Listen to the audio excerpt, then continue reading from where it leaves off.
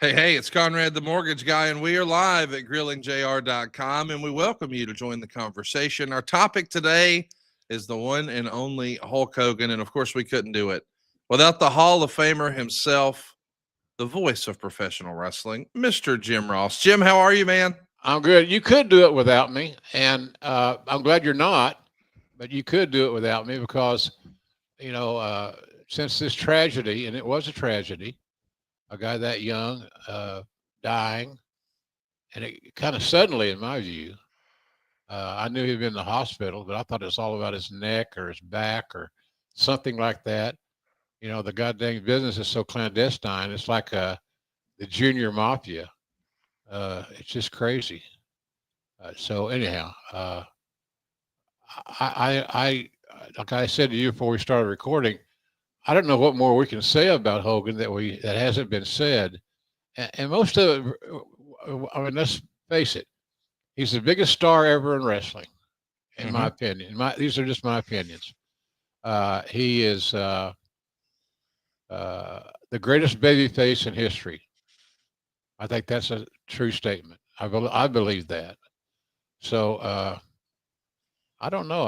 It's going to be an interesting show today because I have a lot of mixed opinions about this whole topic, and I still don't know exactly what all happened and why he died.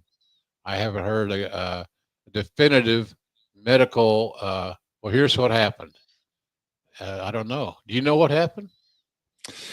I don't know exactly what happened. No, I mean, I think the world knows that from all those years of carrying a 300-pound plus frame and dropping the big leg on some of the stiffest rings that the Lord has ever known, he wound up with dozens of back surgeries through the years. Yeah. And I don't know, man. I don't have any inside information. I don't have any insight, but I know that guys who are big.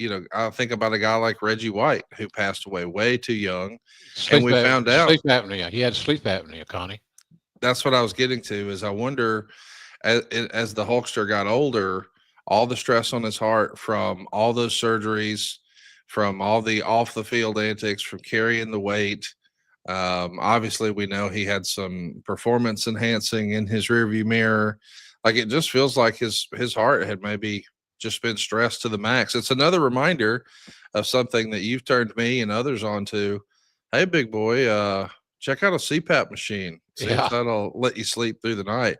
I don't know that to be true, but I know like even our personal friend Dave Silva here, man. I mean, the with and without the CPAP machine, your quality of life is through the roof. So I don't know if that was an issue for him, but anytime I hear that a big guy had a heart issue, I wonder, did he have a CPAP? And I'll be honest, Jim, I didn't even think about that before I met you. Okay. Well, I'm glad I could contribute somewhere in your life. Yeah. I mean, that's a good assumption, without question. CPAPs make a big difference, and I'm sure there are people out there listening that have one and would agree. I'm sure there are others who said, "Oh, I'm not going to screw with that. I can't sleep with a mask on my face, or whatever." So I don't know. It's just the lack of information regarding Hulk's death is shocking to me. I just thought there'd be more information on it, and there isn't. Well, I'm sure we'll get more information in the coming days. I think the conversation this week has been about Hulk Hogan's legacy in professional wrestling, and I think he summed it up pretty well. I don't know if you saw in the news, but there was a report that I guess on the same day that Hulk Hogan passed, Vince McMahon was in a pretty terrible car accident. Really? He wrecked his Bentley Continental GT going 80 or 90 miles an hour, according to the woman in the BMW that he hit. But the car is totaled and he was wide open. And there's a pretty famous story that Jim Cornette has told about you being a little apprehensive about riding with Vince McMahon. Allegedly, as Mr. Cornette tells the story, you said something like, "I'm not going to ride with you anymore, Vince." And Vince said something along the lines of, "Why is that?" And supposedly you said, "Well, because I have children and I'd love to see them again," or something like that, which I thought was fantastic. I vaguely remember that dialogue. Yeah, I wrote with him a lot because the other guys, Patterson and Bruce and whoever else was in the entourage at the time, he tapped them out. I mean, he was challenging because he never turned it off. He was always about business and what's next and this, that, and the other. Uh, and it got boresome. You just got how much more rice can a good old Chinaman eat? And plus, he drove recklessly, and he loves speed. You know, and I was with him when we got stopped by the Ohio State Police, and because he was driving too fast. Uh, and that at some point in time, I got to thinking, maybe I need to change ways of passage because I don't. This speeds are uncomfortable, and we're not in a hurry. The show's over. We don't do another show until tomorrow night or next week or whatever it may be. But golly, it was just a speed race. He loves speed. He loved to be the fastest guy on the highway. And so anyway, I don't know how we got on that topic, but I didn't know he had a wreck. I brought it up because I just feel like, on some cosmic level, Vince McMahon and Terry Bollea are connected. And I think when most people think about the success of the professional wrestling industry and the movement to make one national or perhaps global product, they think of Hulk Hogan and Vince McMahon. I think years before the WWF had the brand recognition that it does, people would say, "Oh, I'm going to see Hulk Hogan tonight." Now, of course, we know years later it would be, "Oh, I'm going to see WWF," or "I'm going to see WrestleMania," or whatever it may be. But they certainly branded everything and built everything around Hulk Hogan at first. And I know that they had a sort of hokey pokey relationship through the years, a hot and cold relationship. Were they just too similar, do you think? Or why were they, hot and cold so often, Jim? Both very competitive, both very paranoid. And those are two of the things I can name right off the top of my head that they had in common. Uh, Insecurities, paranoia, trust. I didn't. My career, even though it's 50 years in the making, I didn't have a long-standing, thorough relationship with Hogan. My biggest experience with him was late in both our careers, and when he came back to WWE, he was it was unique to work with him because he just didn't trust anybody about anything, and which I found to be so ironic because he could name his shots. He was the guy, but he didn't act like he was the guy sometimes. He acted very paranoid and very scared of the future. And I always wondered why that was that way. You think that, Conrad? You think that just his nature? I don't know. I wish that we had more of a way to hear from Vince about the Hulk Hogan relationship. Do you think it's perhaps one of the more complicated and consequential relationships in wrestling history? I mean, I think it's probably got to be number one, don't you think? Probably. Probably. I can't think of another that would supplant it. But I just I was in shock how paranoid he was, and I got to thinking, well, hell, he's getting up there in age. It's a whole new set of toys here that he has to interact and play with. So maybe he's just that way. Maybe that's just the way it is, and it seems to be true. He was not fun to work with, in my opinion. And I hate to speak ill of the dead if that is speaking ill of the dead, but he wasn't fun to work with. No, I'm curious why you think that. Like, what was your experience like? Well, he didn't trust anybody, Conrad. Okay. He thought everybody had an ulterior motive, and that was out to get him. And I don't know why I would have went to the trouble of negotiating with him, which is another adventure, or anything like that. He was more concerned, seemingly to me. Now, these are just my opinion. He was seemingly more concerned about creative and how he was going to be used than the money he was offered on his contract, being a member of the team, all that stuff. It just something just wasn't working there, and and part of that I surmised at the end of the day was that he just uh, he just didn't trust. And what do he was like I said earlier, he was the greatest babyface in history, and we've all got our favorite babyface, and mine's Stone Cold. I wouldn't trade Stone Cold for Hulk Hogan, but if I'm probably stupid because Hogan's a landmark, established, worldwide, has a worldwide name identity.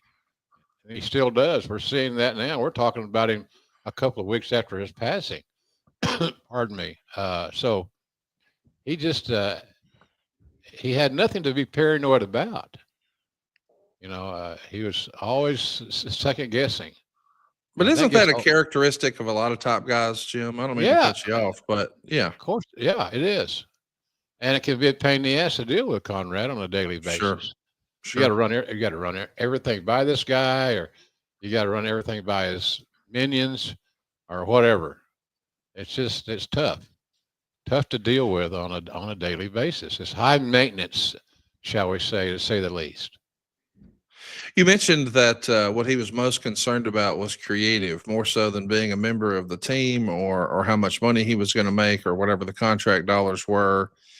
Um, when you think about people who were perhaps most protective of their character, Hulk Hogan's near the top of the list. Who else would you lump into that category where they were very protective of their persona?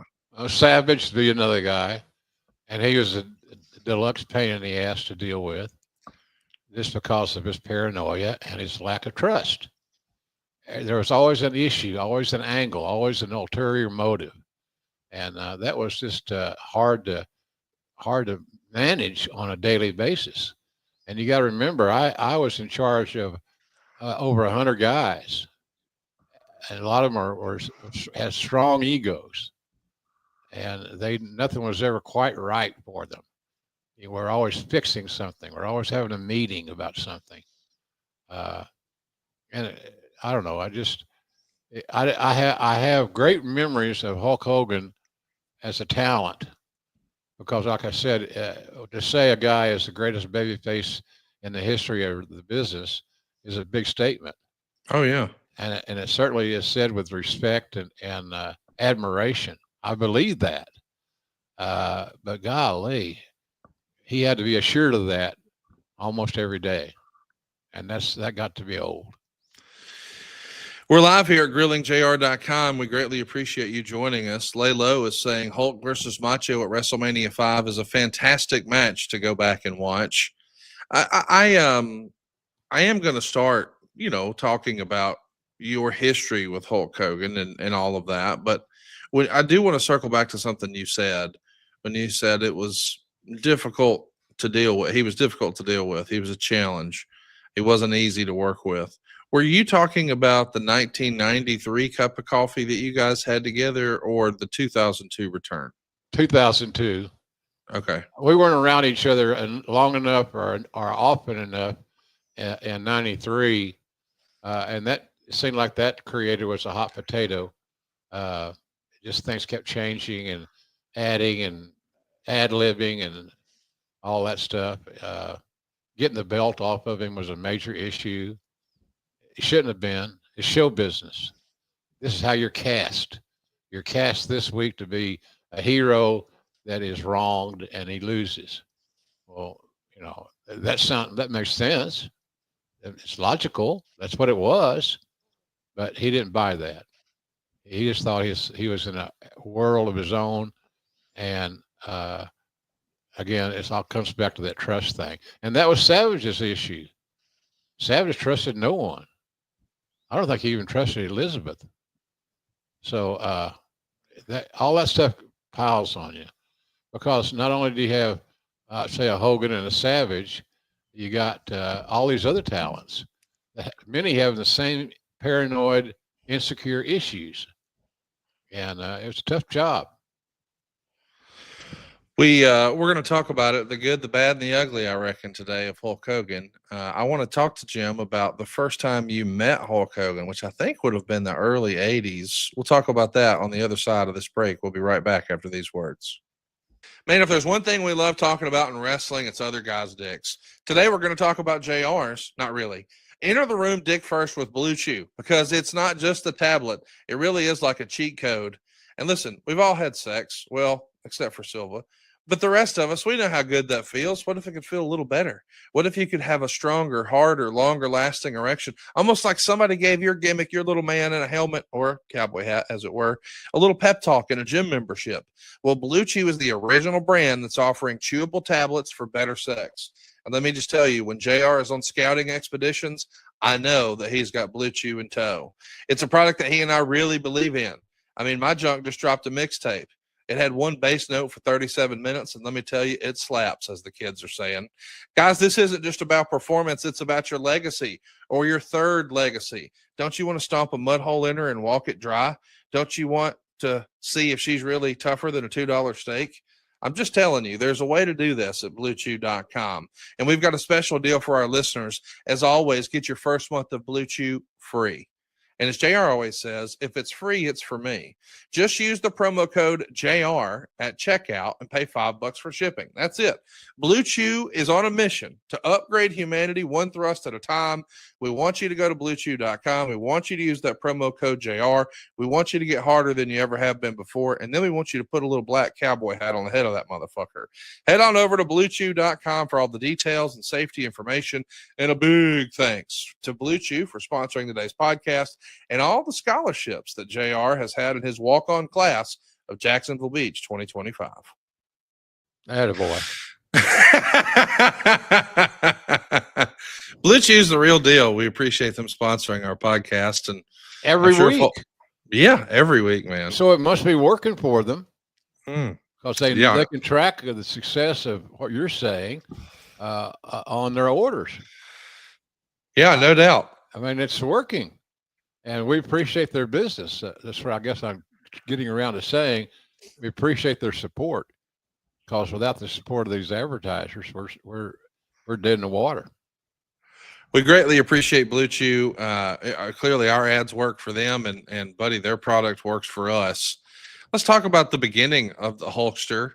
I think the first time that Hogan may have been in your orbit, I could have this wrong, but he worked with Andre at the Superdome in '81.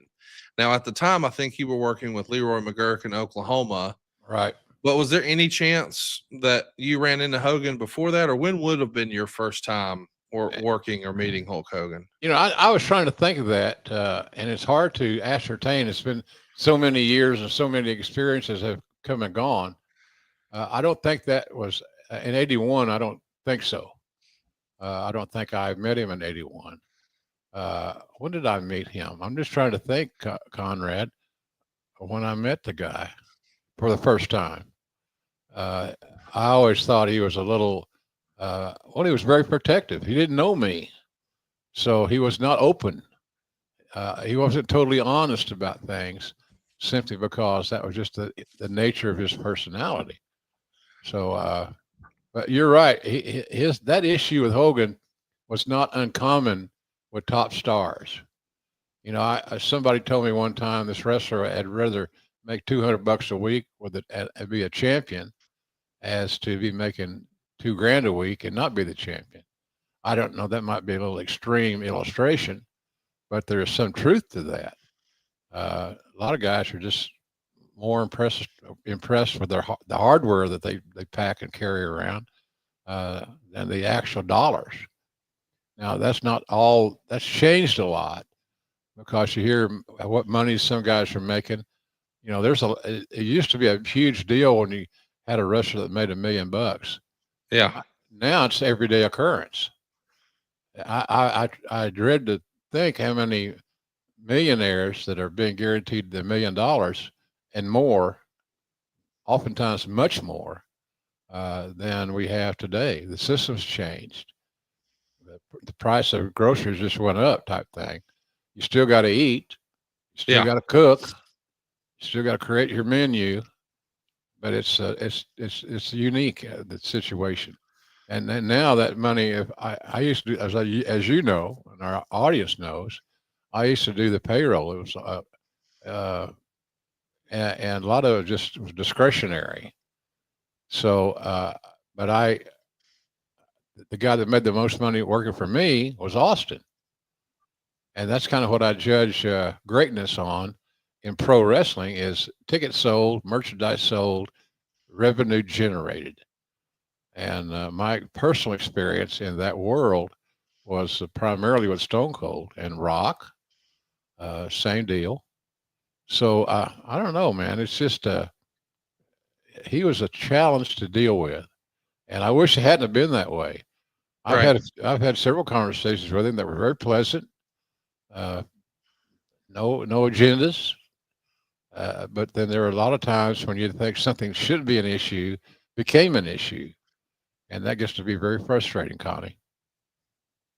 I do want to ask you. You said that where I know we're bouncing all over the place, but I've been thinking about it since you said it.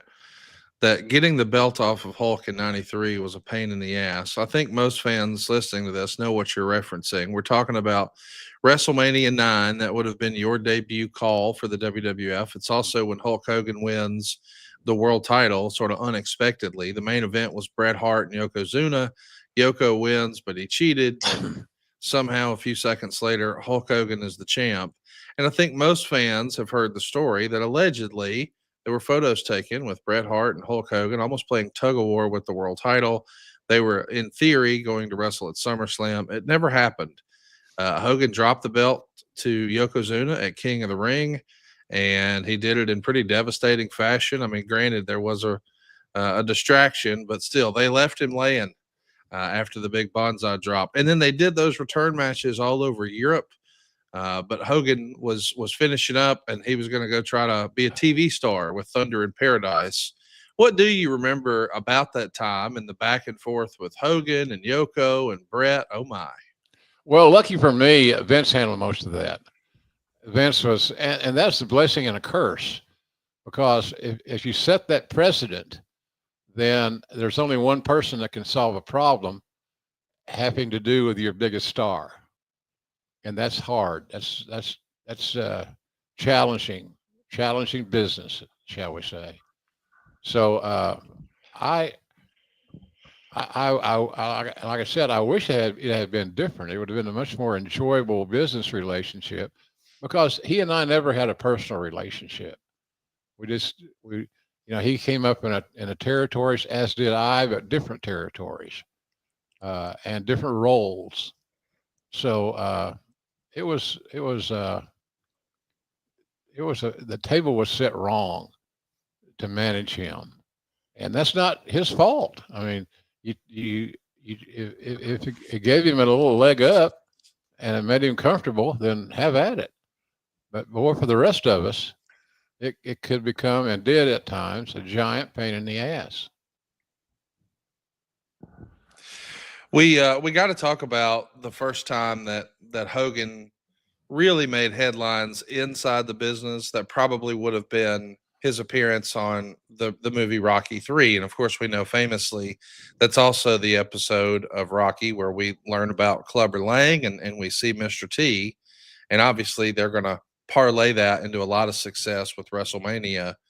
When you saw a professional wrestler given the spotlight like he got in Rocky, did you think that could be a springboard to something else, or at the time did it just feel like a cameo and that may be the end of it? I thought that it opened the door for Hogan, and it opened the door for pro wrestling in a lot of ways. It just did, because it created an awareness, product awareness. You know, high tides raise all ships, shall we say? And that's what happened. Hogan became famous after that all that exposure, and became topical. He created he was smart. He created a need to see him more, and with that came more money, and then that becomes an issue. And then guys are just careful about how, if they win, if they lose. I've always thought that was overblown. I really did. I always thought the performance was more important than the outcome. And I might be wrong about that. It wasn't me that was having to have it done or doing it, but it was, uh, I don't know. But the Rocky movie opened the door for him. And I thought that was a big difference maker for the business in general. It created an awareness for wrestling. And you can't hand that compliment to anybody but Hulk. We should also mention, right after that is when Hulkamania starts to run wild in the AWA. Of course, he's going to have a ton of success in New Japan as well. But when he no shows Vern on Christmas night, 1983, the very next night, Vince has the Iron Sheik take the world title off of Bob Backlund. And just 48 hours after no showing the AWA show, Hulk Hogan makes his WWF return, coming out to Eye of the Tiger wearing the yellow and red. And it's at a WWF taping for Wrestling at the Chase in St. Louis. Now, we can look back with the benefit of hindsight and realize, boy, that was the beginning.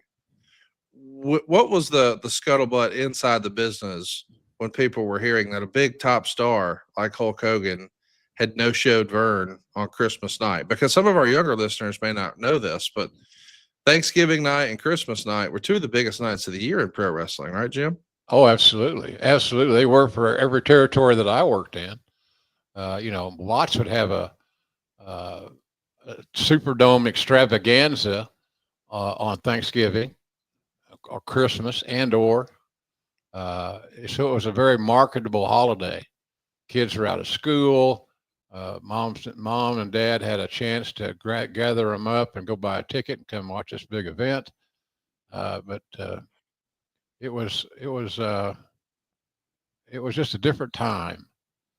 And to hear that some top star like Hulk would take a walk and walk out on the promoter I don't want to say it was unheard of, because it was wrestling and you are dealing with massive egos and insecurities. But it was shocking to me. I mean, how could a guy, you knew he was making a lot of money. You know that the creator was good. Hell, he was a champion, and he was winning main events all over the world. So I don't know. It's hard to say, well, why did you leave? You're making a lot of cash, but apparently it wasn't enough. And apparently he wanted more, and he wanted more spotlight. Well, as the story goes, depending on who you believe, Vern, while Hogan was in Japan, started selling Hulk Hogan and Hulkamania merchandise. And when Hulk came back, he asked for his cut, and Vern said, "You don't participate in the merch." That's one version of the story. Yeah, bad answer. Bad answer, Vern. Yeah. Well, the other version of the story is through Steve Taylor, the photographer. I guess Vince had back channeled he wanted a meeting with Hulk. And as the story goes, he said he would make Hulk the first wrestler to ever make $1 million in a year. And boy, he exceeded that. It all worked out. It was the start of something big. I'm curious if you ever had conversations with Bill Watts. I mean, most of our listeners know how tight you guys were once upon a time, and you were learning a lot from him. And he certainly had a certain type of style of wrestler that he preferred.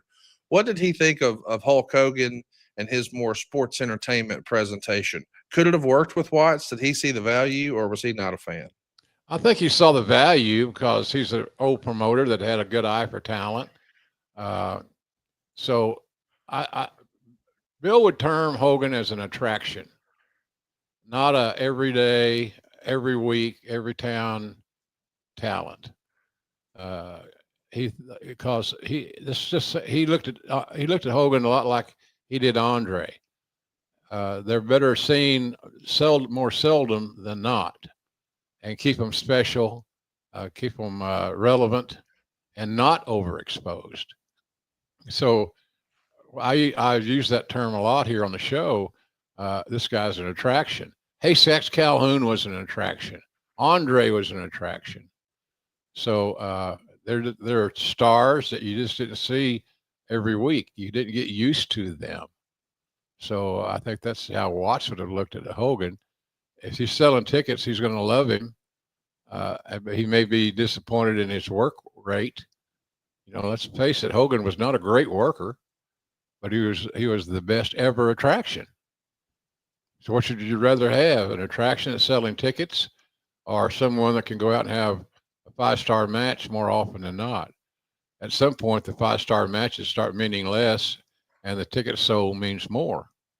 And I can't say as I disagree with that. And that's why those guys are here. That's why we're in the business to sell tickets and make money.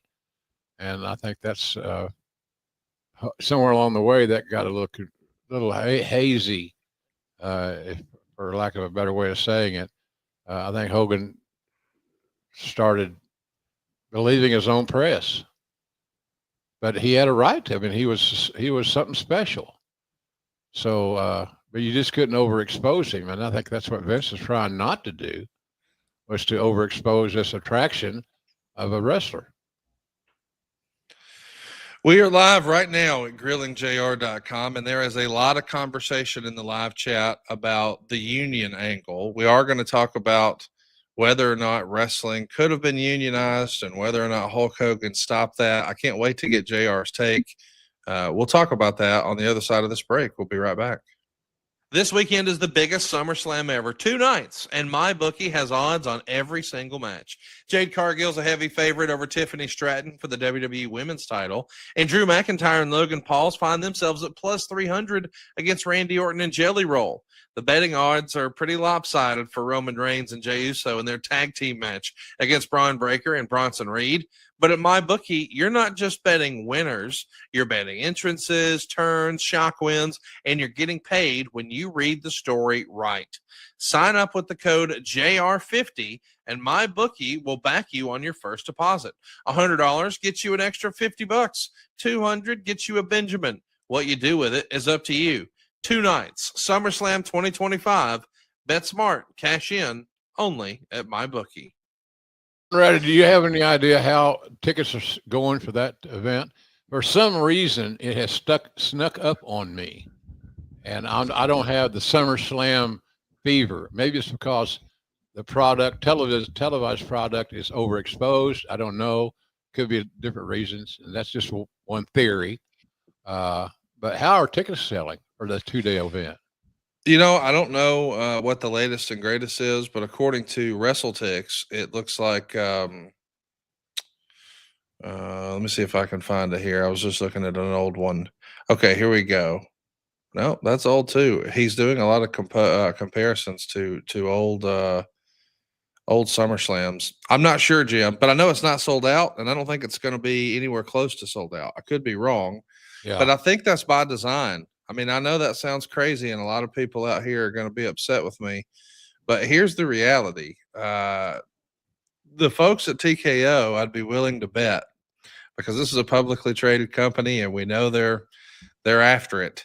An immediate sellout to those types who are trying to maximize revenue would say, you didn't price tickets high enough. It shouldn't sell out that fast. Right. The WWE pricing strategy is no longer to brag about sellouts. It's to brag about the total gate. So it doesn't matter if they sell fewer tickets as long as they made more money. And if all of the tickets sold out quickly, some people would celebrate. The folks at TKO think, we left money on the table. Yeah. So I don't think their goal is to sell out, Jim. I think their goal is to say, this is the highest grossing SummerSlam ever. And they're going to say that. I'm just curious as to how the tickets are going. It just doesn't seem like the event is hot. Yeah. It doesn't seem topical right now, timely. And they're running out of TV time to make it feel that way, quite honestly. Affected Prime is with us here live, and I'm going to take his word for it. He says that there's 48,000 sold for Saturday and 50,000 sold for Sunday. 5 days ago, it looks like the tickets were at 40 and 41. But in talking to Bruce several months back, I mean, obviously not on his podcast, we can't catch him with a radar gun there. But he mentioned that there has been a shift. And I actually asked some guys in AEW about this over All In Weekend, and they agreed. They're seeing more. A lot of the ticket movement happens when the tickets first go on sale. Right. And then really that last week, and even more than that in the last few days. Now, once upon a time, we used to call that walk up, Jim, where people wouldn't have tickets and they would just walk up and buy them and then walk through the turnstile. I don't think necessarily we're saying it's a traditional old school walk up, but it is more of a last minute purchase. And maybe that's based on the economy right now. You know, a lot of people are carrying credit card debt and things are tight and that sort of thing. Is that what you would attribute it to? Or do you think they're saying, let me wait and see if I think this card is actually worth the asking price? I think that it's all about the attractions. I consider myself a wrestling fan. Still do. Proud to say it. Uh, no hesitation. But I don't even know what the cards are. Now, maybe I just sound like an old fart, get out of my yard type guy.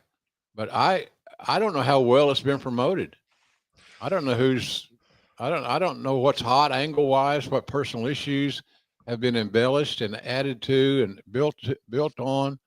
Uh, it just doesn't seem like it's been promoted well. And Well, I might be wrong. To catch you up here, Gunther is going to be wrestling CM Punk for the world title on the first night. Randy Orton is teaming with musician Jelly Roll to take on Drew McIntyre and Logan Paul. Tiffany Stratton is going to be wrestling Jade Cargill for the WWE Women's title. Good luck. The Judgment Day is going to be wrestling Charlotte Flair and Alexa Bliss. Roman Reigns and Jey Uso are going to take on Braun Breaker and Bronson Reed. And Sami Zayn is hooking it up with Karrion Kross. That's night one. Night two has the Wyatt Six taking on Ray Phoenix and DIY, taking on Fraxium, taking on the Motor City Machine Guns, taking on the Street Profits.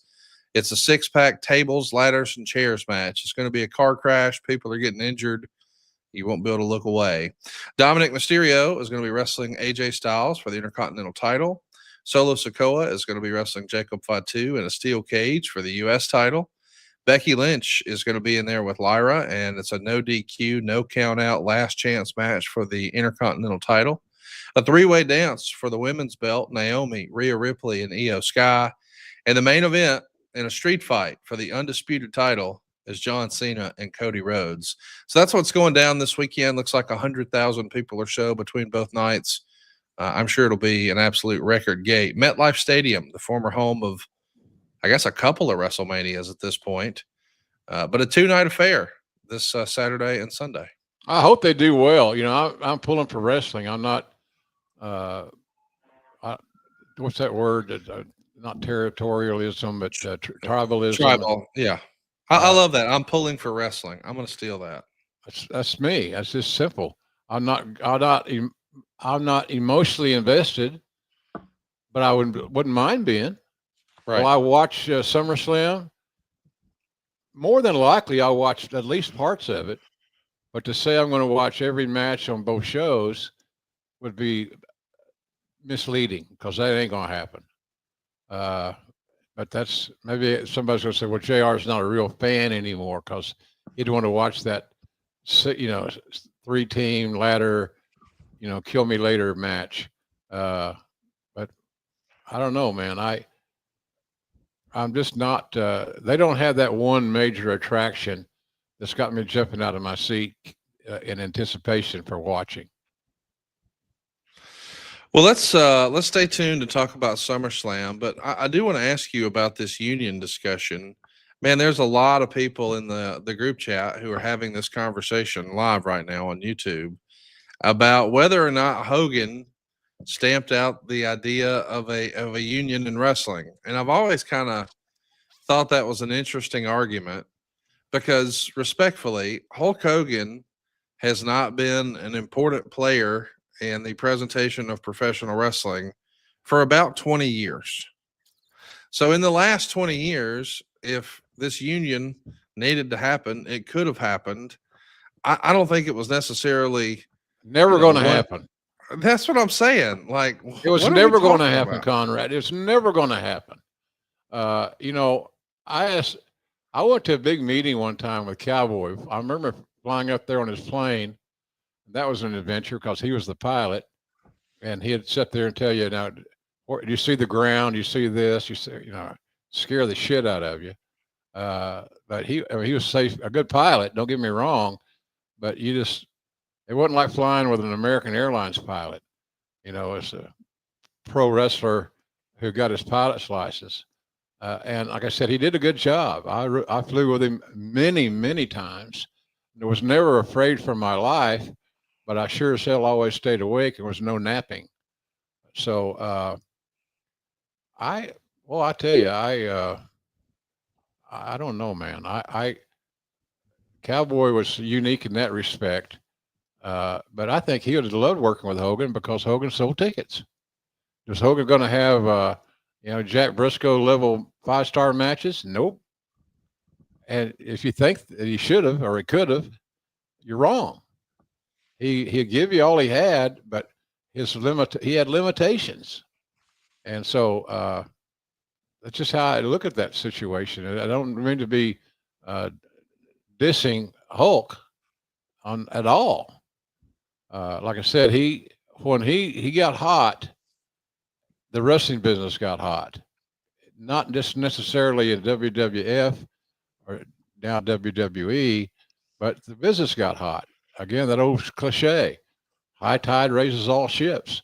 And Hogan got hot, pro wrestling got timely, and people, I remember having to book TV stations wanted wrestlers on the morning show. They wanted to be a guest weatherman. They gave you a reason to put your stars on their television, all in the pretense of promoting pro wrestling and an upcoming live event, which was always the catalyst. That was a primary source of income. Tickets sold. So I think that I don't know, man. I think that he did things that nobody else did before him, and the closest thing I would say that somebody getting hot was Austin and Rock. Yeah, they were, but they were at different times, and it's a different scenario, different lay of the land. But it was he was the leader of the pack. He was the yardstick that everybody sought. Everybody wanted to be as popular and sell as many tickets and merchandise as Hogan, because he was considered the yardstick. let's do some questions. We've got a live studio audience right now. If you've got a question for JR, keep them coming. Are they getting Bailey, snacks? Are they getting snacks? The live audience? That's a great question, because if they are, we know where they should go, and that's jrsbbq.com.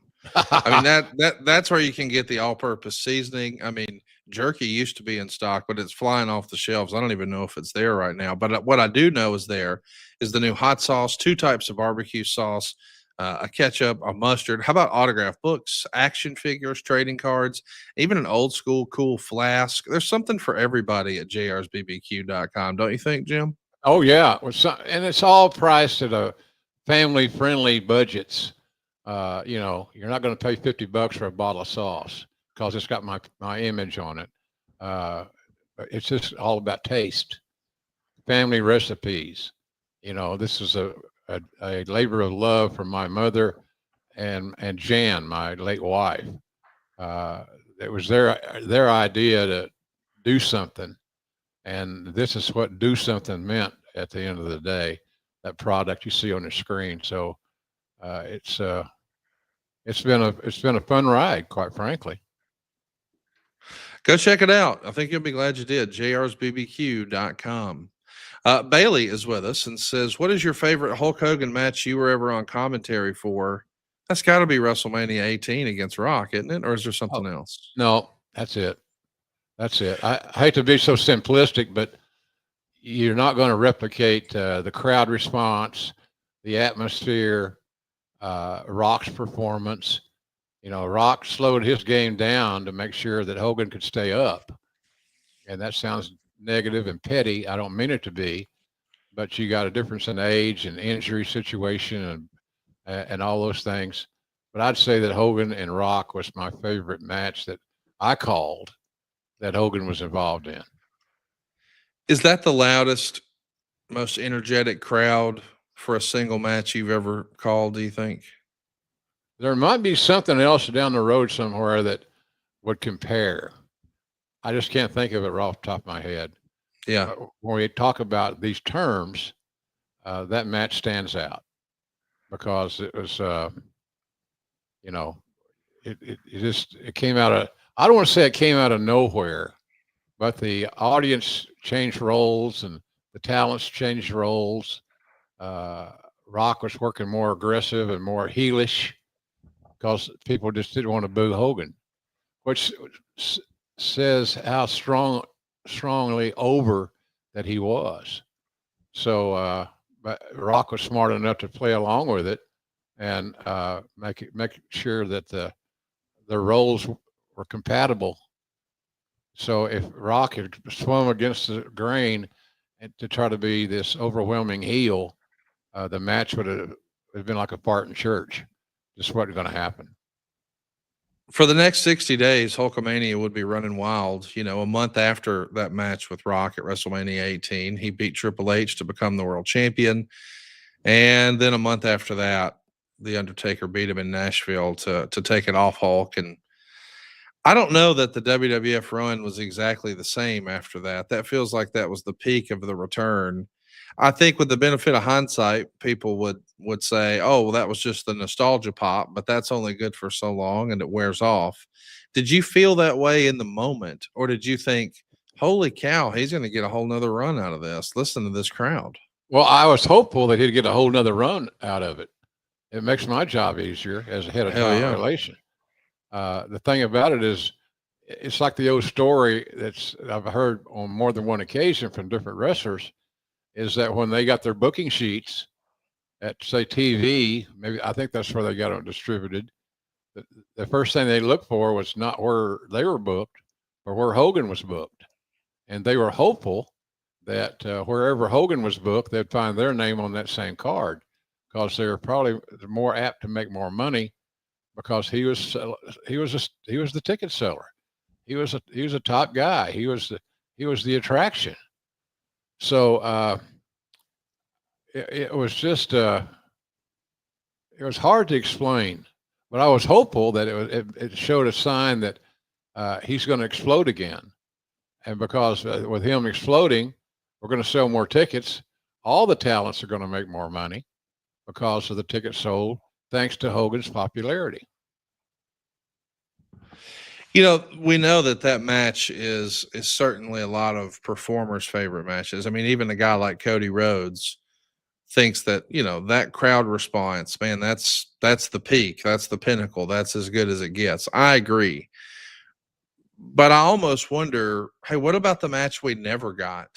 Allegedly, Vince McMahon wanted to make that WrestleMania 18 match Hogan versus Austin, and as the story goes, according to Dave Meltzer, Austin had no interest in it whatsoever. Meanwhile, The Rock had nothing but interest in wrestling Hulk Hogan at WrestleMania.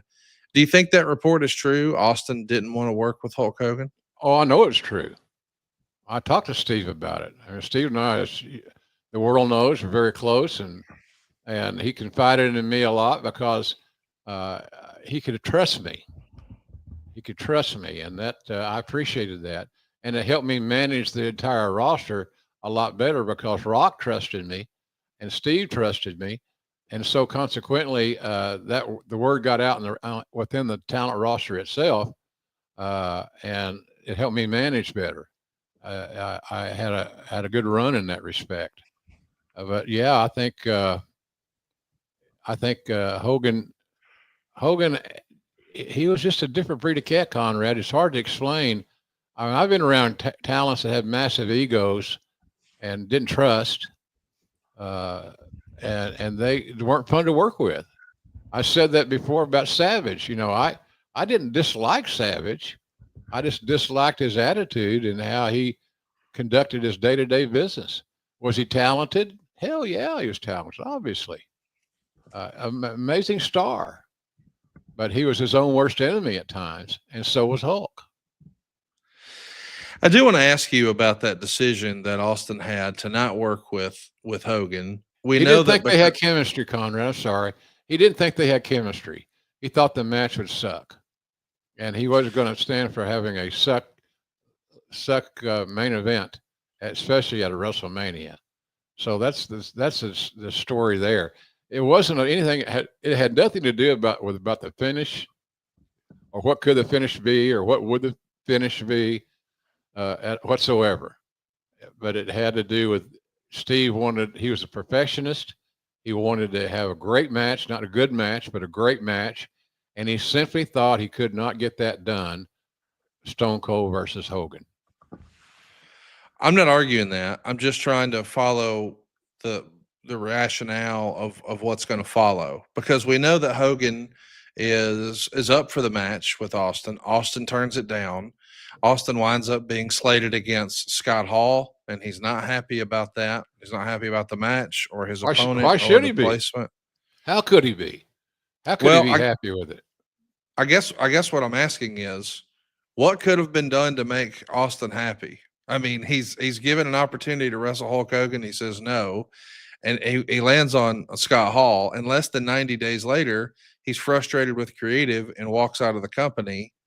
And I wonder, do you think he looked back with a tinge of regret, seeing the response that Hogan and Rock had and comparing it to his match with Scott Hall? Do you think he was like, damn, I missed it. I got it wrong. I called it wrong? Because ultimately, when he leaves, he's leaving because he's frustrated with creative.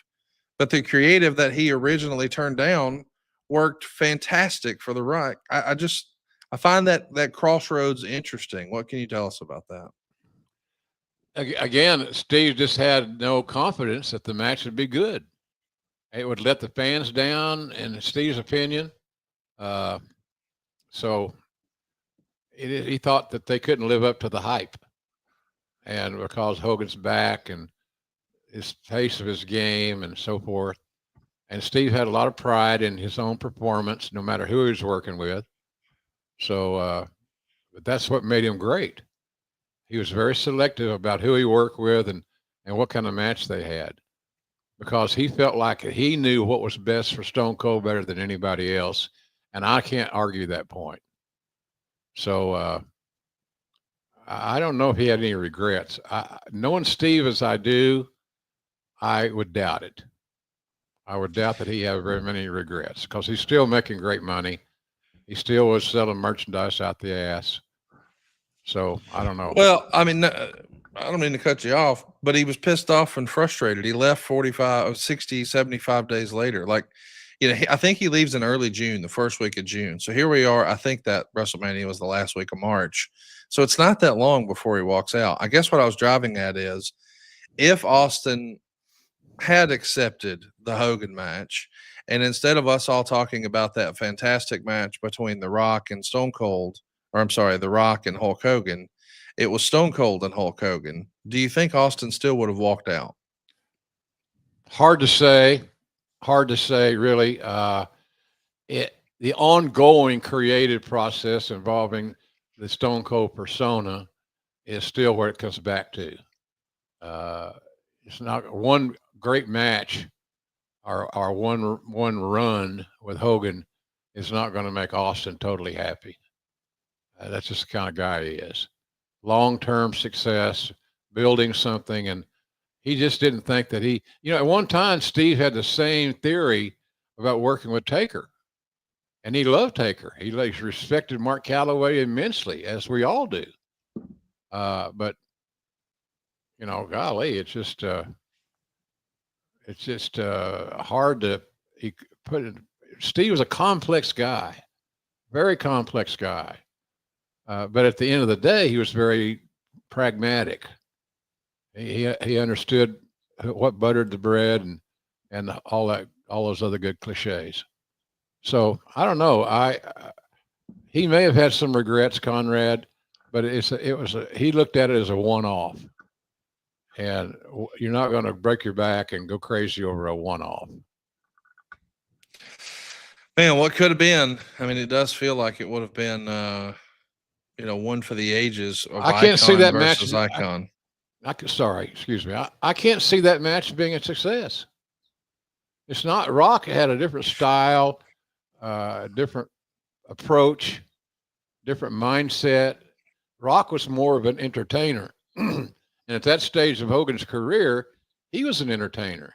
Not to say that these guys aren't all entertainers to some degree, But Austin still built his shop on solid matches, great stories, violence, aggression, and like I said about Taker, Steve loves Undertaker.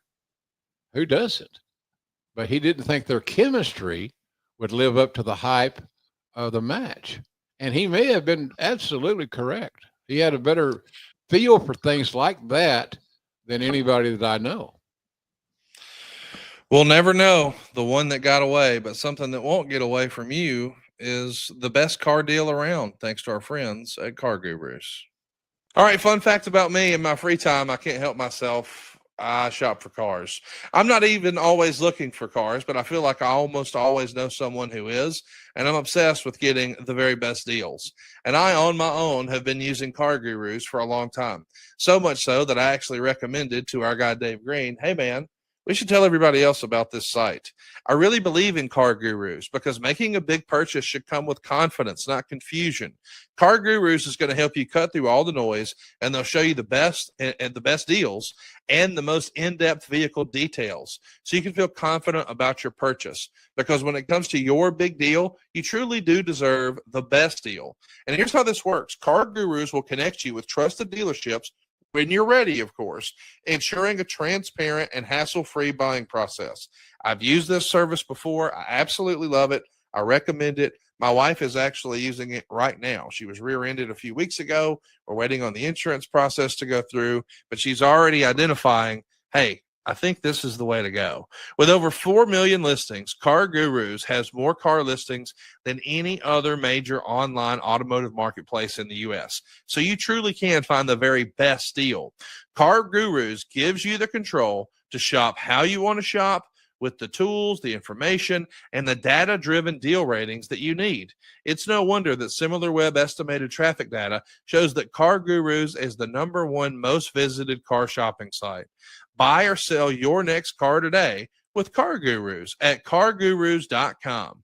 Go to cargurus.com to make sure your big deal is the best deal. That's cargurus.com, cargurus.com. Conrad, what is Dave? Put that graphic back up. I'm trying to figure out what the hell's around my neck. Well, what's around your neck is a great deal. Go check out Car Gurus. Pinner's Pancakes is with us here live, and they want to know, is Hogan Andre from WrestleMania 3 the biggest and most important match in wrestling history? We heard earlier this week JBL say that he thinks WrestleMania 3 with Hogan and Andre is the most consequential match in history. And we've heard Tony Schiavone just heap praise on it. You know, he actually wanted to watch that match in tribute to Hulk Hogan. Where do you rank it as far as the most important matches in wrestling history? Well, it put wrestling even more thoroughly and more deeply on the map.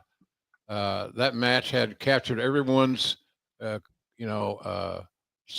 suspense, the anticipation.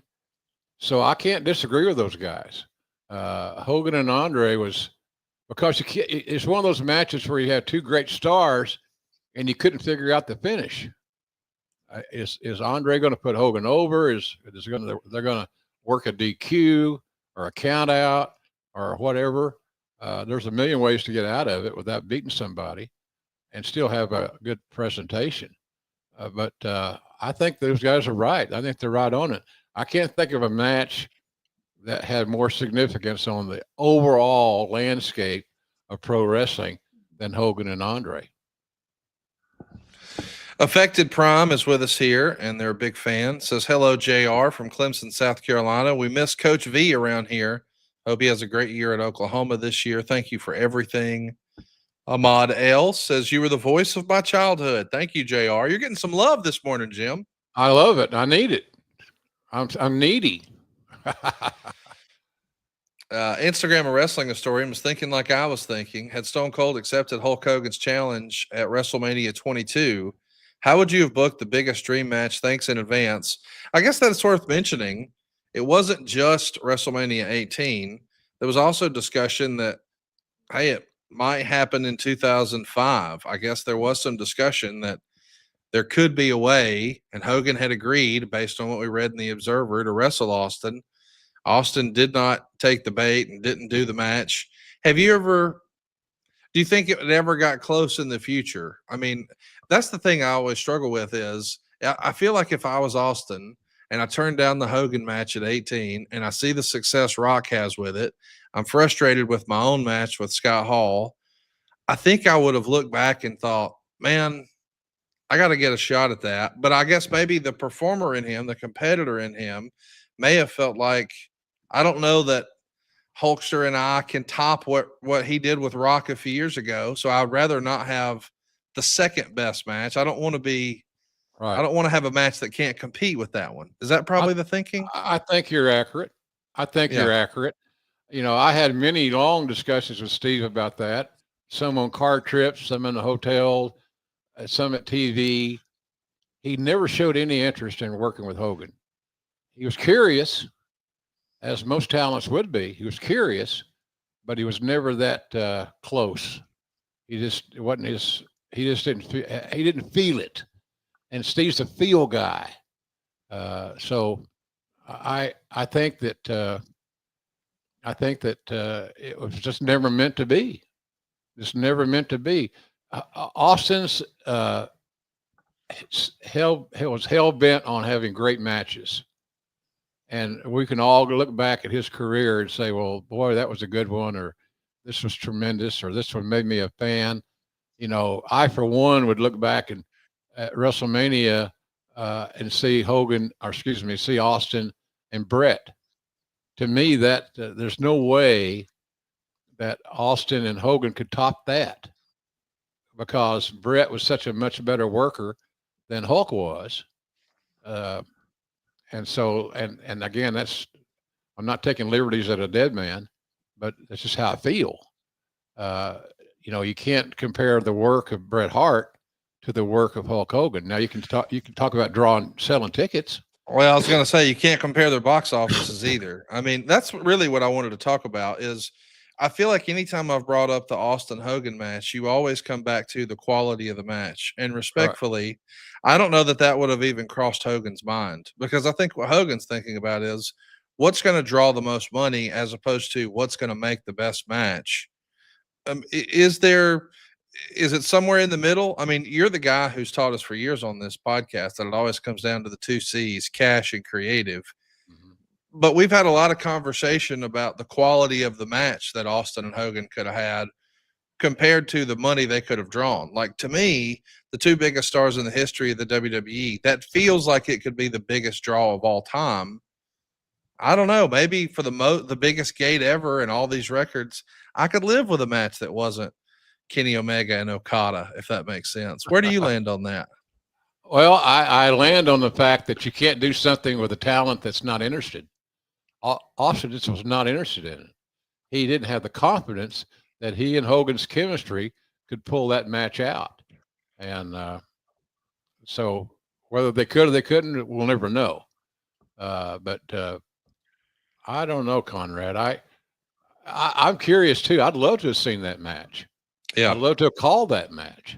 Yeah. I can see it in my head. I can hear it. I can feel it. But you got to have. It takes two to tango, and Steve just wasn't interested in and the risk, for the lack of a better term, that he felt that he was taking to have this match. It just wasn't going to be something that he was going to be proud of.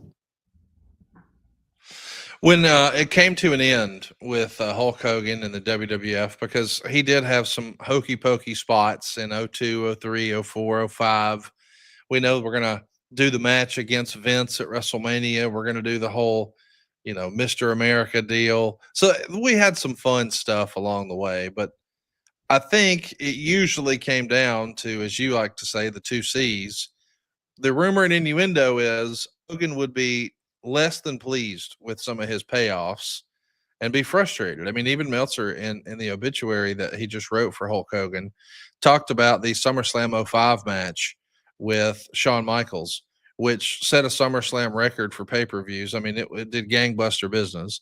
Mhm. And then he got what he felt like was a shortchanged payoff I'm sure you're having to deal with some of that. What can you tell us about Hulkster's frustration with payoffs? Would you have to deal with it? Would it start with you and then you kick it to Vince, or how did that usually work? It started with me. I was always the scapegoat in that regard because nobody's going to challenge Vince's judgment or his wisdom, but Yeah. they sure as fuck would challenge mine, and it made it tough. Made it really tough. So I I don't know, Connie. I think that he was never going to be pleased with the money because there's never enough. When you got a talent that thinks that they're worth more than they are, sometimes their mind cannot be changed. I don't remember what Hogan got during my run as a head of talent and working with the payoffs and stuff, but I always felt like he was very well compensated. I mean, he was making six-figure payoffs like they were, raindrops. They're everywhere. Just so I don't know, man. We're in a can't win situation with him in that respect. And I think if he had had a long run as a new champion, but he couldn't hold up. His body was forsaking him. So he was a special attraction guy. That's why the match with Shawn Michaels, notwithstanding the fact that Shawn Michaels is one of the greatest in-ring performers who ever lived, but his match with Vince was an attraction. Yes. There's that word again, attraction. Was it going to be a great match? No. But was it a great attraction? Absolutely. We're talking about SummerSlam 2005 against Shawn Michaels. It did 640,000 buys on pay-per-view. Hogan got a $250,000 payoff, which even Meltzer called ridiculously small based on that number of pay-per-views. How would Meltzer know? How would he know? Did he do a forensic study of the financials? No. It's just one way to stir the shit. I think that I take pride in the payoffs, and I think if you talk to a lot of the wrestlers back in the day, they'll say JR was a fair payoff guy. You got to remember that it was discretionary monies. There wasn't a formula where he'll get X percentage of the gross, or he'll get so many dollars per pay-per-view. There wasn't a formula. It was discretionary, and that's a very dangerous word to use and when you're making a payoff, because you're leaving yourself open for controversy and mistrust and things of that nature. So, but I always felt like we took good care of Hogan. Well, it always comes down to those two C's. You always tell us about that. But I do want to ask about the creative for that match, because that SummerSlam '05 match has become one of the more infamous matches in wrestling history. I'm sure you recall Shawn Michaels had some pretty over the top selling, and he did a promo the next night where he basically said, "Hey, that was a fake match that I threw." I mean, so it's clear that these guys came to an impasse, and I can only assume it's based on the creative and the finishes and who was winning and is there a rematch and all that sort of jazz. What do you remember of the SummerSlam '05 performance by Shawn Michaels? Why it happened the way it did, and if there was any fallout on Shawn for his selling, if you will? Well, I think that Shawn proved again how great he was, Yeah. because he carried a battered, uh, kind of coming apart guy like Hogan. When your back is bad, that's a kiss of death for a wrestler. Because how many things end with a flat back? And I think that that stands out to me, is that Shawn adjusted his game, adjusted his pace to take care of Hulk. And did he go overboard? Yeah. But and part of that was out of spite, I think. I might be wrong. So I don't know, Connie. I think that I'm trying to think and put my words together here, but Shawn did all he could to make that match great. I thought it was one of the greatest performances of Shawn Michaels' career when he worked with Hogan and did the honors. I thought it was one of the greatest performances I'd ever seen. I still think about it today. I admire Shawn for so many things in his life. You got to remember, I was around Shawn Michaels when Jose Lothario introduced him to the Cowboy back in the Mid-South days. So I've been around Shawn his entire career. But I thought he had an amazing outing and was very unselfish in how he protected Hulk, taking those massive bumps to make the match better. And those big bumps did that. They helped you a lot. We are live here. If you've got a question for Jim Ross, we're talking a little Hulk Hogan, trying to pay tribute. And one of the biggest questions I think that everybody has comes from Alex. Alex wants to know, in your eyes, Jim Ross, what will be the final legacy for Hulk Hogan? Like, what do you think he'll be remembered for the most, Jim? Greatest babyface of all time. How's that for a statement? Yeah. Hulk Hogan was the greatest babyface of all time. And that's not knocking his heel work. Because when he was put together with in the NWO, that was magic. That was also magic. It was right place, right time, right guys, and that's what great booking is: identifying what's the right place, who are the right people, and you had all that with the NWO and Hogan's heel run. But at the end of the day, his long-term memory to me will be the fact that he was absolutely gifted as a babyface. He knew how to get himself over, and sometimes that could bite you in the ass because you start overthinking and over philosophizing things. And I think he had the guilty pleasure of his was that he had the ability to put the brakes on if he wanted to. We know that once Ted Turner starts Monday Nitro and goes head to head with Vince McMahon and the WWF, we're going to start to see some billionaire Ted skits on TV. And in particular, we're going to be taking shots at Ted Turner and more specifically Hulk Hogan, who I think we're calling the Huckster. Waste of time. That's a waste of time, Conrad. I don't know why the fuck we did it. Made no sense. Who did it help? Who did it hurt? I don't think people cared enough to make it hurt badly. You didn't get bruised by it. But that whole investment of television time and resources, producing those vignettes and so forth, was nothing more than a waste of time and was produced out of anger and greed, quite frankly. It made no sense. Did Vince just have that much of a hard on for Hulk Hogan and Randy Savage? Yeah, absolutely. And Ted, yeah, it had a multiple prong attack, like a pitchfork. It had a lot of points to it in that respect. But yeah, it was Vince being competitive and doing what he thought was the right way to approach this big enemy. And it was a waste of time. Is it always a waste of time when you dedicate time on your own program to poke fun at another program? It's not. I don't know what to say. It's always, but probably more often than not. Absolutely. Yeah, I would agree with that. I think we're all learning a lot today. Let's learn how we can smell a little better for 72 hours with our friends at Mando. All right, guys, let's just talk about it here for a minute. Listen, I'm a big guy, and us bigger guys, we know that we require a little extra maintenance. My wife used to joke with me, "Hey, you take a longer shower than me." And I used to say, "Honey, I've got more real estate to cover." And that's why I want you to know about Mando. Mando was created by a doctor who saw firsthand how normal BO was being misdiagnosed and mistreated. And this has absolutely changed the lives of some of my friends and closest family members, specifically, someone on the show, Dave Silva. Dave used to have to sleep in a tent. His feet stunk so bad that mother and brother and sister, they had banished him to the backyard. Mando came into their lives, and now Dad is sleeping inside and no longer under the stars. You see, Mando has been clinically proven to block odor all day and control odor for up to 72 hours, which means they only have to hose Dave off now twice a week. It's fantastic.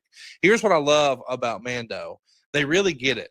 Their solid deodorant stick. It's the same feel that you've always had for your quote unquote underarm deodorant. It's what we're all familiar with. We want those sticks under our arms. I get it. Well, theirs is formulated and powered by mandelic acid, so it stops odor before it starts. Now, this was really an education process for me, but Dave Silva's wife has explained to me that what happens is all the other deodorants that the Silvas were using were just masking the stink of Dave. You need something to change the pH balance, and that would stop the stink before it even started.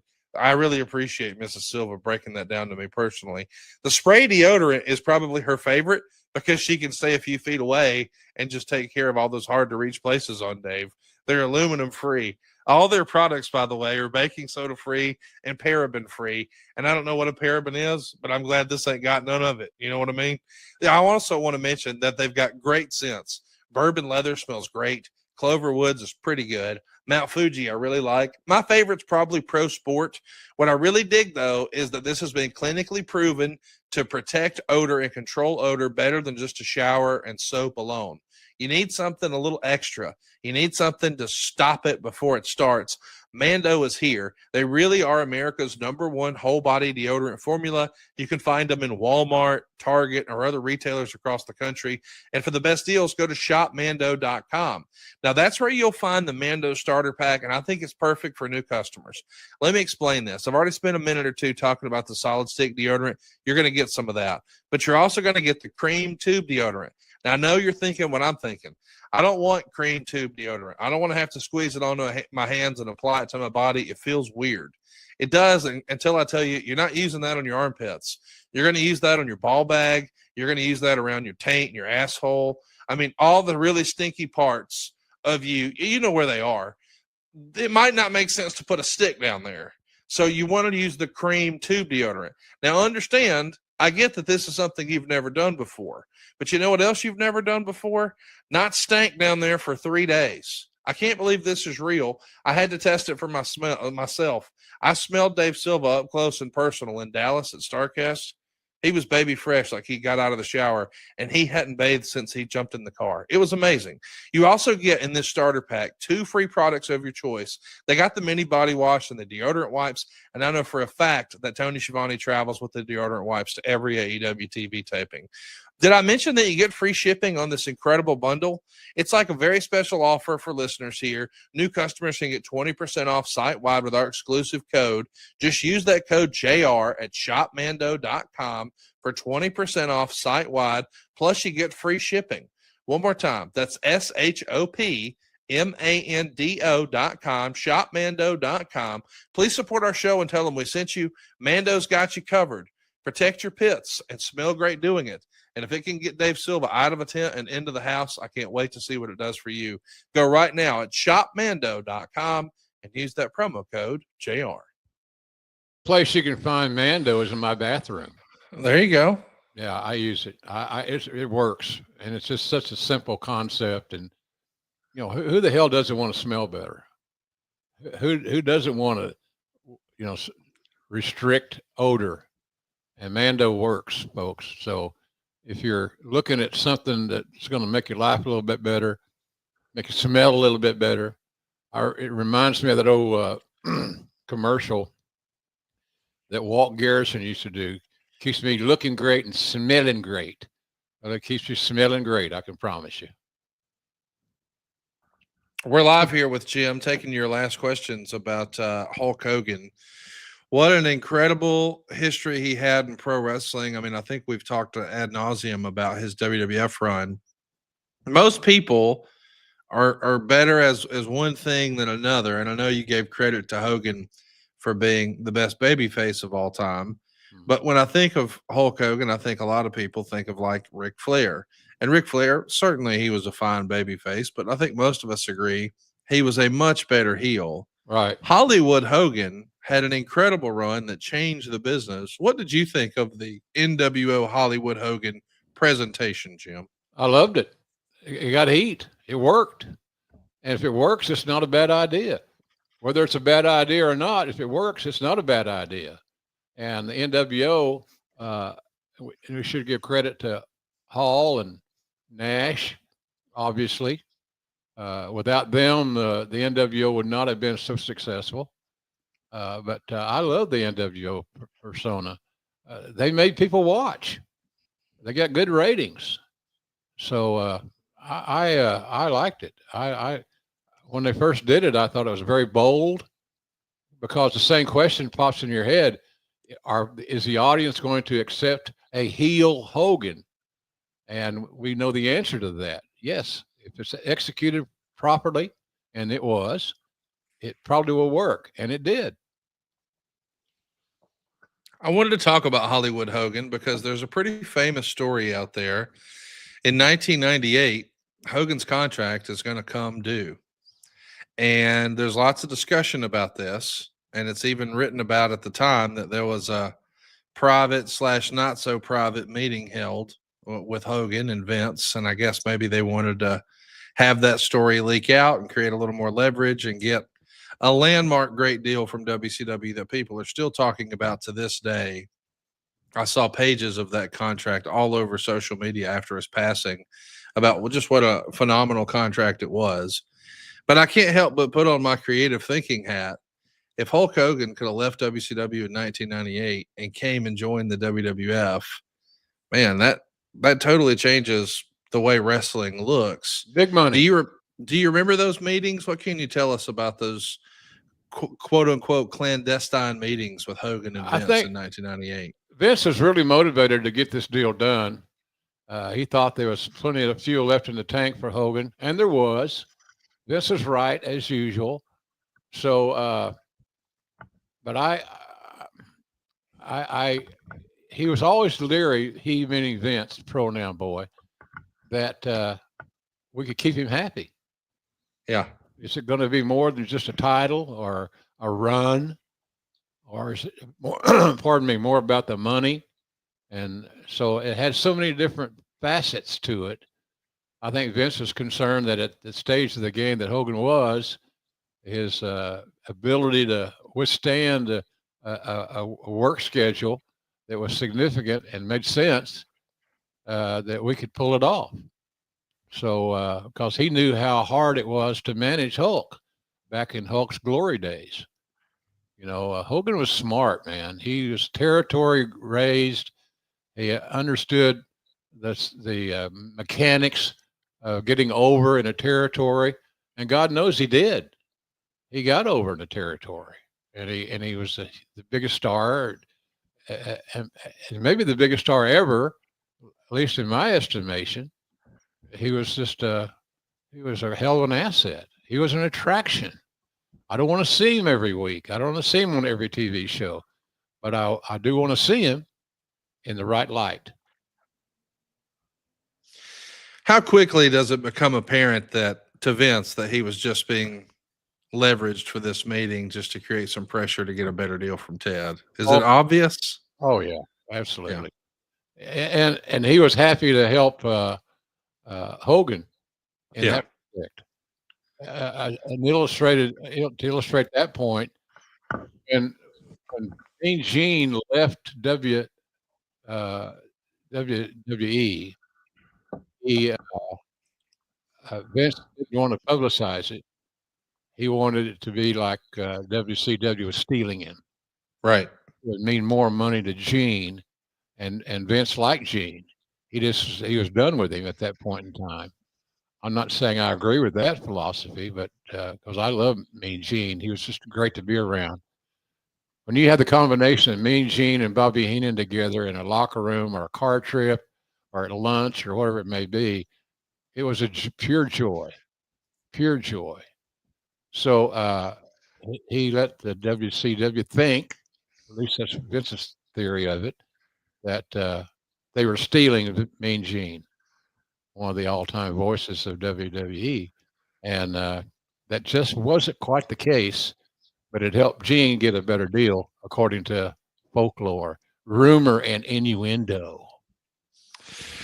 Hey, talk to me a little bit about the NWO return. Like when the NWO comes back to professional wrestling. Of course, we're talking about the WWE's version of the NWO, which would have been February of '02 at the No Way Out pay per view.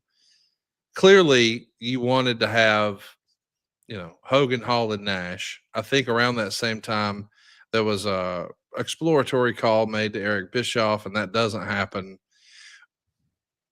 How critical and how central to this was Hogan from a Vince perspective? Like, did Vince think, hey, the NWO thing will only work with Hogan, or did he think it could have worked with Bischoff, Hall, and Nash? Was Hogan critical to the NWO relaunch in the WWE? Absolutely, absolutely. You couldn't have it without him. So I think the one thing that happened to the NWO was it became less special because of so many participants. Yeah. We can probably both remember pictures and screenshots of the NWO with a bunch of talent, bunch of members. Yeah. The club got big, and when the club got bigger, it got less special. Yeah. And I think that's just the way it was, and that was self-destructive. Kyle is with us here live, and he says, Jim, you're my hero. I hope you're well enough to come to Scotland again. My question is, how did you feel about Sting and Hogan in 98? Of course, that Sting Hogan payoff at Starrcade 97 and then the subsequent matches into 98, that was like sort of the Austin McMahon story on the WCW side of things. Sting versus the NWO. Did you get a chance to keep up with any of that? I mean, I know you're running talent relations, you're doing Monday Night Raw, but I know they ran a replay on TBS. Were you keeping up with what WCW was doing during that Hogan Sting run in 97, 98? Yeah, I did. But it was quick looks, telescopic looks, as they say. I did. I did keep up with it because it was competitive information, and it also involved Steve Borden is a great friend, and he's another guy that I was with since day one, and we over the years, because of his level-headedness, we became great friends. And one of my great joys in pro wrestling was the Sting's run in AEW. Because I got to be around him again, and he's such a joy to be around. So yeah, I kept up with it. I thought it was my obligation to at least be aware of what's going on. Hey, so let's talk about another question here from Aquarian. He says, JR, did Bill Watts have any interest in bringing Hulk Hogan into WCW when he was in charge? That's an interesting question, Jim, but I've always been under the impression that Watts came in as almost like a hatchet man, like he was given orders to cut costs. Budget guy. You can't cut costs and hire Hulk Hogan, right? No, it's counterproductive in Cowboys' view. I think he just looked at Hogan as a challenge, an overwhelming challenge to manage and to keep him sane and happy. And there's something to be said about that. We're celebrating Hulk Hogan here, at least talking about his career.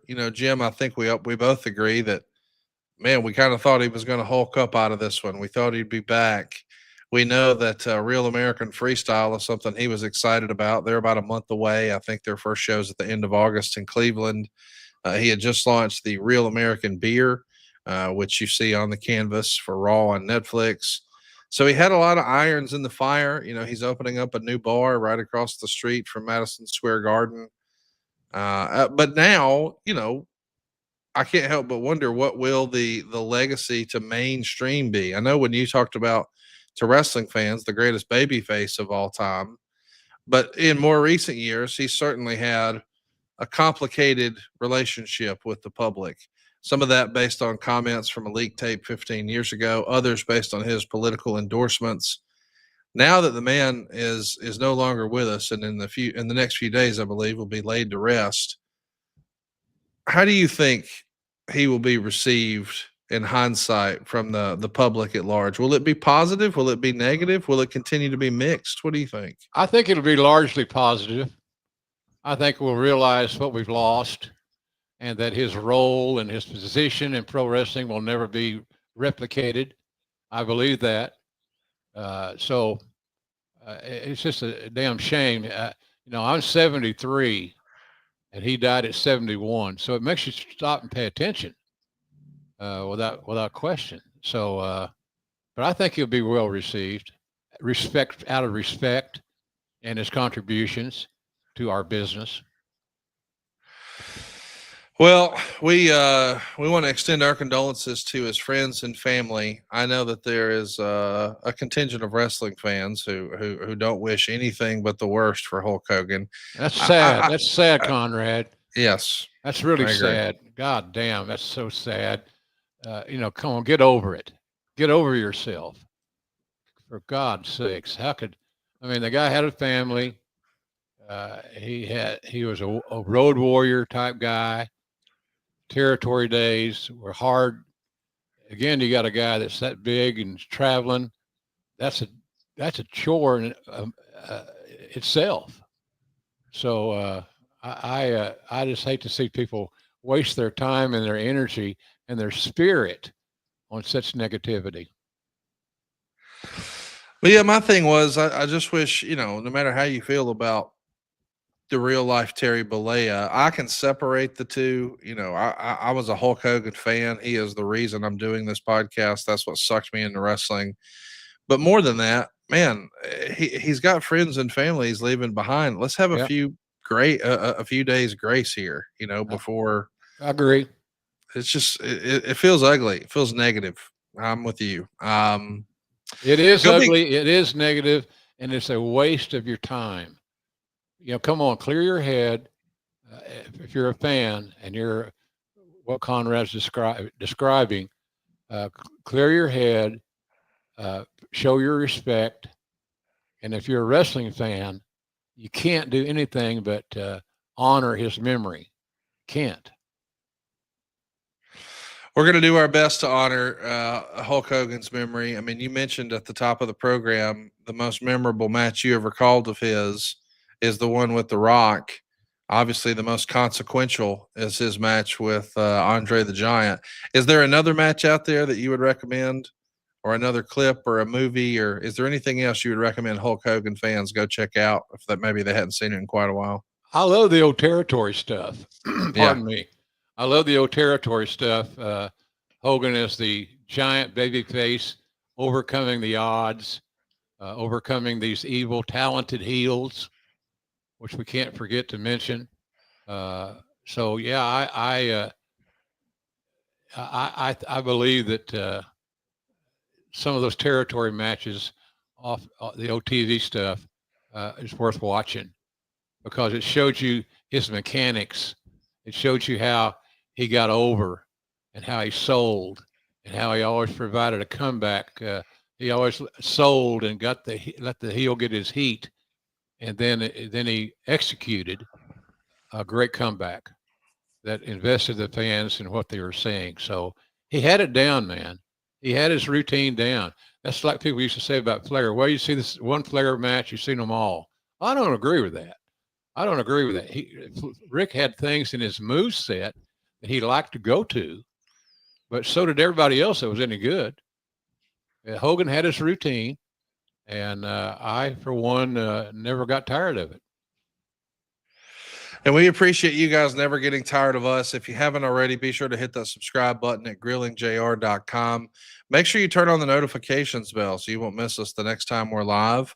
And we will be with you next week talking a little wrestling. Hopefully it won't be a memorial episode. We didn't hope or plan to talk about Hulk Hogan today, but we're excited to talk with you about wrestling next week. Join us live right here at grillingjr.com. So long, everybody. Thanks for joining us, folks. We love you. Appreciate you making our show so successful.